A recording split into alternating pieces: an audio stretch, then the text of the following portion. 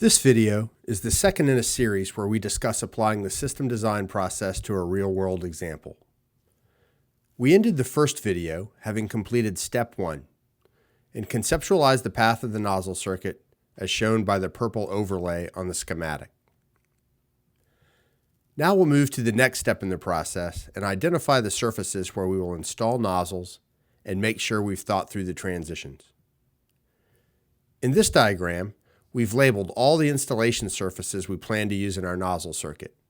We've also marked all the transitions that we'll need to make between surfaces and numbered them from 1 to 6. Let's begin our discussion at the southwest corner and move clockwise around the property. In the very southwest corner, we plan some risers in the thick tropical vegetation. We'll use long risers to get the nozzles above the plants.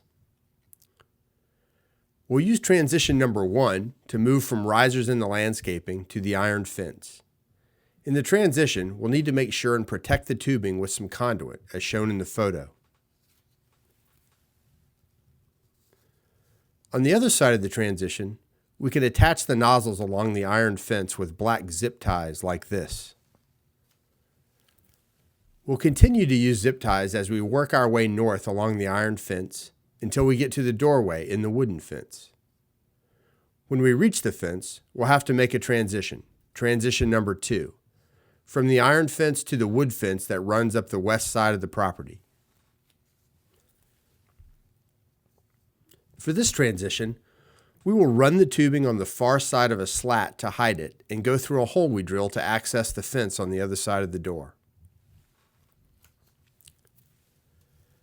For the fence nozzles, we plan to use short lengths of copper tubing to offset the nozzles a couple of feet below the top of the fence. This technique gives a finished look, and over time the copper develops a nice patina. We will also need to transition over to the landscape bed on the west side of the deck to feed a couple of nozzles in the monkey grass and a few on the eave of the deck. So for transition number 3, we have the choice of going down the fence and burying the tubing in the ground on the north side of the doorway, or go on top of the entryway that separates the front and side yards. In our case, we choose to bury the tubing. To protect our transition from the lawn service, we'll use conduit where it comes out of the ground to feed the deck nozzles. And in the monkey grass bed, we'll use long risers to protect against plant burn. And we plan to install nozzles on the deck rafter like this. Now let's talk about the northwest side of the backyard. We've already talked about the nozzles we planned for the wood fence. A transition number 4, will be required to extend our run across the eave on the south side of the garage.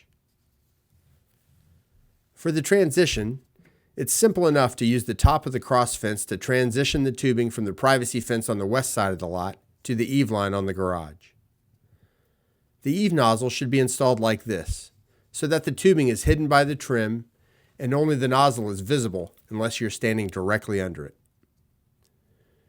In transition number 5, we've got to make the jump from the eave to the fence that runs along the east side of the property. We have to be careful not to introduce a kink in the tubing where we turn the corner. To make sure the mist doesn't get sucked over the fence, we want to keep the nozzles on the east fence several feet from the top of the fence. We can run the tubing and fence nozzles along the underside of the crossbar, as shown here. We also plan to install a bank of riser nozzles in the landscaping adjacent to the house on the east side. To make transition 6 from the fence to the risers, we can run a line down the fence and bury it, like so. And again, we'll use the longer risers to get the nozzles above the landscaping. So we've covered all the nozzle locations and thought through all the transitions. Now let's make a final decision about where to place the unit. Recall that we have 2 candidate sites, one on the west side of the house by the AC units. The other is back in the northwest corner of the property by the pool equipment. Given the way our perimeter worked out, it makes a lot more sense to locate the unit by the pool equipment. We will be able to place it in the middle of the nozzle circuit dividing the flow, with one run, shown in blue, going west to the privacy fence, then teeing to feed the nozzles near the deck. The other run, shown in green, goes east along the eaves and then transitions to the fence and landscaping on the east side of the house. This location, near the pool equipment, also does a better job of hiding the unit than the other spot. The back side of the gutter offers a way to run tubing from the unit to the main branches of the nozzle circuit. Now it's time to consolidate all our decisions onto a scaled drawing of the plan. You can use a measuring wheel like this to gather property dimensions. The plan would look something like this, indicating the path of the nozzle circuit, a precise count of nozzles on each run, and their spacing, and our 6 transitions. Now let's move to the final step, making sure our nozzle layout is configured so that all our nozzles are operating at or above 200 psi in the target misting zone. For this exercise, we need to count nozzles. The best way to start is to identify where the circuit uses tees to branch, and then count and accumulate the nozzles by branch. Here's the unit, and this is the primary branch where the circuit is split into 2 main runs. One, shown in green, covers the north and east part of the lot. The other, shown in blue, covers the west side of the lot and the deck. On the green run, there are 16 nozzles along the even fence, and then a secondary branch that feeds 3 risers in the landscaping on the east side of the house. That makes a total of 19 nozzles on that run. On the blue run, there is a secondary branch with 3 nozzles in the alcove at the northwest corner and 11 along the fence and landscaping on the west. Then another secondary branch that contains 5 nozzles on and under the deck. These also total to 19. So adding 19 nozzles from the green run to 19 from the blue run means that there will be 38 nozzles worth of flow from the unit to the first branch. Now let's test this configuration against the pressure engineering rules. Since rules number 1 and 2 relate to the operating pressure at the pump and the target misting zone and are givens, we'll start with number 3. Tee the nozzle circuit as close to the unit as possible and divide the flow. Well, clearly our design does that.